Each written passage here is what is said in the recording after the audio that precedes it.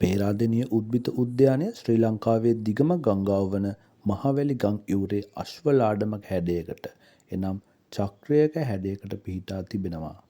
මෙම ස්ථානයෙන් මහවැලි ගඟ මධ්‍යම කඳුකරයේ සිට පහළට ගලා බසින අතර මුළු භූමි භාගය හෙක්ටයාර් 60ක් එනම් අක්කර 147ක් පමණ වන රැලි සහිත භූමියක්. මෙම භූමි භාගය තුළ ශාක ප්‍රභේද 4000ක් පමණ පිහිටා තිබෙනවා. එම අතිවිශාල වූ ශාක ප්‍රභේද අතුරින් මුණමල්, ලුණුවරණ සහ නැපෝලියා ඉම්පෙලිස් පිළිබඳව ඔබ නොදත් තොරතුරු රැසක් මෙම වීඩියෝවෙන් ගෙන එනවා. රැඳී සිටින්න මේ වීඩියෝවේ අවසානය දක්වා. ඔබ නොදත් තොරතුරු රැසක් දැනගන්න පුළුවන්. සිංහල භාෂාවෙන් මූණමල් ලෙස හඳුන්වන මෙම ශාකය ඉංග්‍රීසි භාෂාවෙන් ස්පැනිෂ් චෙරි, මෙඩ්ලර්, බුලට්වුඩ් ලෙසද, සංස්කෘත භාෂාවෙන් හා බෙන්ගාලි භාෂාවෙන් බකුල් ලෙසද, හින්දි භාෂාවෙන් මුල්සාර ලෙසද හඳුන්වනවා. මධ්‍යම ප්‍රමාණයේ සිට විශාල සදාහර්ත ශාකයක් වන මෙම ශාකය උස මීටර් 15-20ක් දක්වා වර්ධනය වෙනවා. ගෝලාකාර ඝන වියනක් සහිත මෙම ශාකය හොඳින් සෙවන සපයනවා. ඕවලාකාර හැඩයක් සහිත මෙම ශාකයේ කොළ දිලිසෙන තද කොළ රැලි සහිත දාරයකින් යුක්තයි. මිහිරි සහ ආකර්ශනීය සුවඳකින් යුතු රාත්‍රිය සහ අලුයම වඩාත් හොඳින් පිපෙන මෙම ශාකයේ මල් කුඩා ක්‍රීම් සුදු සහ තරු හැඩැති. දිගු කාලයක් සුවඳ පවතින මෙම ශාකයේ මල් වියලී වැටුණු විට පවා සුවඳ විහිදුවනවා. මල් පිපෙන කාලය සාමාන්‍යයෙන් මාර්තු සිට ජූලි දක්වායි. සෙන්ටිමීටර් 2-3ක් පමණ දිග මෙම ශාකයේ ගෙඩි මුල් කාලයේදී කොළ පැහැයෙන් යුක්ත වන අතර ඉදුණු විට ලස්සන කහ තැඹිලි සිට රතු පැහැයට හැරෙනවා. පැණි රස පිටි ගතියකින් යුක්ත මෙම ශාකයේ ගෙඩි කුරුල්ලන් මෙන්ම මිනිසුන්ද ආහාරයට ගන්නවා. එහි දිලිසෙන දුඹුරු බීජ 1 හෝ 2ක් අඩංගුයි. මෙම ශාකයේ ගෙඩිවල කහට සිසිලන ගුණාංග සඳහා භාවිතා වෙනවා. ඊට අමතරව දන්ත සත්කාර සඳහා විදුරු මස් සහ දත් ශක්තිමත් කිරීමට, මූත්‍රා ආබාධවලට ප්‍රතිකාර කිරීමට සහ හෘද රෝග සඳහා භාවිතා කරනවා. දැව ඉතා තද, බර, ශක්තිමත් සහ කල් පවතිනවා. එය ගොඩනැගිලි ඉදිකිරීමට, මෙවලන් සෑදීමට, කරත්ත රෝධ සහ දැඩි දැව උපාංග සෑදීමට භාවිතා කරනවා. මෙම ශක්තිමත් භාවය නිසා බුලට් වුඩ් ලෙස මෙම ශාකය හඳුන්වනවා.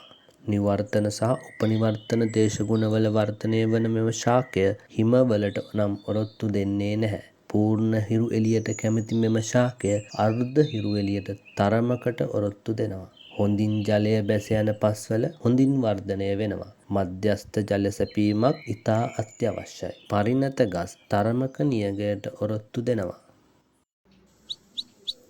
ලුණුවරණ එහෙමත් නැත්නම් උද්භිද විද්‍යාත්මක නාමයෙන් ප්‍රෙටේවා ඇඩන්සෝනි කියන්නේ සිත් ඇද ගන්නා සුළු හා ප්‍රයෝජනවත් ගසක්.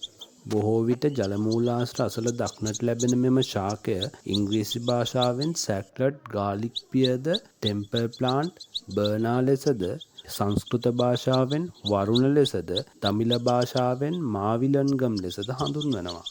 මෙම ශාකය මීටර් 5 සිට 15 දක්වා වැඩෙන මධ්‍යම ප්‍රමාණයේ ගසක්. පොත්ත ලා අලු සහ සිනිඳුයි. පත්‍ර ත්‍රිපත්‍ර සහිතයි. එනම් සෑම පත්‍රයක්ම පත්‍රිකා 3කින් සමන්විතයි. පත්‍රිකා උල් වූ තුඩ සහිතයි. මෙහි මල් කැපී පෙනෙන ලක්ෂණ පෙන්වනවා. ඒවා දර්ශනීයයි. ක්‍රීම් සුදු සිට සුදු මැලි කහ දක්වා වර්ණ පරාසයක පවතිනවා. දිගු දම් පැහැති තුඩ සහිත රේණු රාශියක් තියෙනවා. මල් ඝන පොකුරු ලෙස පෙනෙන නිසා දෘශ්‍යමාන වශයෙන් කැපී පෙනෙනවා. මෙම ශාකයේ පළතුරු ඔලිව් ගෙඩියට සමාන බෙරි වර්ගයක්. එය මුල් කාලයේදී කොළ පැහැයෙන් යුක්තයි. ඉදෙනකොට දුඹුරු හෝ අලු පැහැයට හැරෙනවා. පළතුර ඇතුළත මාංශමය ස්වභාවයක් ගන්නවා. මේ පළතුර ඇතුලේ වකුගඩු හැඩති බීජ බොහොමයක් අඩංගුයි. ලුණුවරණ ශාකය සම්ප්‍රදායික වෛද්‍ය ක්‍රමවල එනම් විශේෂයෙන් ආයුර්වේදයේ අතිශයින්ම වැදගත් ශාකයක්. වකුගඩු ගල්, මූත්‍රා ආසාදන සහ මූත්‍රාශය ගල් ඇතුළු මූත්‍රා මාර්ග ආබාධ සඳහා ප්‍රතිකාර කිරීම සඳහා වඩාත් මෙම ශාකය ප්‍රසිද්ධයි. දැවිල්ල සහ වේදනාවට ප්‍රතිකාර කිරීමට පොත්ත භාවිතා කරනවා. එය ආහාර රුචිය සහ ආහාර ජීර්ණය වැඩි දියුණු කිරීම සඳහාද ආයුර්වේදයේ භාවිතා කරනවා. පොත්ත සහ කොළ ලුණු සහිත කටුක සහ තරමක් තියුණු රසයකින් යුක්තයි. ලුණුවරණ කියන සිංහල නාමයෙන් ඒ බව මනාව පිළිබිඹු වෙනවා. ඇතැම් විට සුදුලුණු වලට සමාන දේශීය ආහාරවල කුළුබඩුවක් ලෙස භාවිතා කරනවා. වාර්තා වන පරිදි පළතුරු ලෙස ආහාරයට ගන්න පුළුවන් වුණාට බහුලව පරිභෝජනය නොකරනවා. දැව මෘදු නිසා වාණිජමය වටිනාකමක් නම් නැහැ. මෙම ශාකය ස්වභාවිකවම ගම්මියුරු ඇලදොල සහ අනෙකුත් ජලාශ්‍රිත ප්‍රදේශවල හොඳින් වර්ධනය වෙනවා. නිවර්තන සහ උපනිවර්තන ප්‍රදේශවල පැතිර පවතිනවා. පූර්ණ හිරු එළියේ සිට අර්ධ සෙවන දක්වා මෙම ශාකය ව්‍යාප්තයි.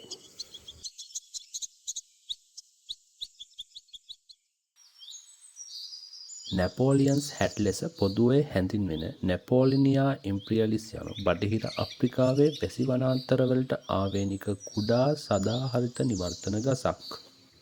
මෙම ශාකය කුඩා ඔටුන්නක් හෝ තොප්පියක් වැනි අද්විතීය විචිත්‍රවත් මල් සඳහා ප්‍රසිද්ධයි. සෙමින් වැඩෙන මෙම ශාකයට මීටර් 7ක් දක්වා උසකට ළඟා වෙන්න පුළුවන්. මෙම ශාකයට ඔටුනු ආකාරයේ මල් සහ විශාල දිලිසෙන කොළ පැහැති කොළ තියෙනවා. දර්ශනීය සුවඳ ඇති මල් විවිධ වර්ණවලින් යුක්තයි. මෙම ශාකයේ මල් සාමාන්‍යයෙන් ක්‍රීම් කහ පැහැති පිරිසදාර සහ රතු සිට දම් දක්වා පිහිදෙන මැදක් සහිතයි. මෙම ශාකයේ මල් අතුවල මෙන්ම කඳේ වර්ධනය වෙන්න පුළුවන්. මෙම ගස කුඩා වටකුරු ආහාරයට ගත හැකි බිරිනිපද වන අතර ඒවා තද තැඹිලි හෝ රතු දුඹුරු පැහැයෙන් යුක්තයි. පළතුරේ වකුගඩු හැඩති බීජ අඩංගුයි. මෙම ශාකය බටහිර අප්‍රිකාවට ආවේනික වන අතර බෙනින්, නයිජීරියාව, ගැබෝන් සහ ඇංගෝලාව යන ප්‍රදේශ තුල විහිදෙනවා. තෙතමනය සහිත නිවර්තන ජෛවීය ප්‍රදේශවල හොඳින් වැඩෙන අතර අර්ධ සෙවණෙහි දක්නට ලැබෙන පහත් බිම් වැසි වනාන්තරවල යටබිම් වලට වැඩි කැමැත්තක් දක්වනවා. එහි ඇති අසාමාන්‍ය පෙනුම සහ ලස්සන මල් නිසා නැපෝලිනියා ඉම්පීරියලිස් යනු නිවර්තන සහ උපනිවර්තන උද්‍යානවල ජනප්‍රිය විසිතුරු ශාකයක්. බටහිර අප්‍රිකාව පුරා සම්ප්‍රදායික වෛද්‍ය විද්‍යාවේ ආසාදන, දැවිල්ල සහ පෙනහළු ගැටලු වලට ප්‍රතිකාර කිරීම සඳහා මෙම ගසේ විවිධ කොටස් භාවිතා කරලා තියෙනවා. මෙම ශාකයේ ඵල ආහාරයට ගත හැකි පැණි රස පළතුරු පල්ප් අතුරුපස සඳහා භාවිතා කරන්න පුළුවන්. වර්ෂ 1804 දී ප්‍රංශ ස්වභාව විද්‍යාඥ පලිසොට් ද බියොයිස් විසින් නැපෝලියන් බොනපාර්ට් ගෞරවය පිණිස මෙම ශාකය නම් කළා. එම වසරේම නැපෝලියන් ප්‍රංශ අධිරාජයා ලෙස කිරුළු පැළඳුවා.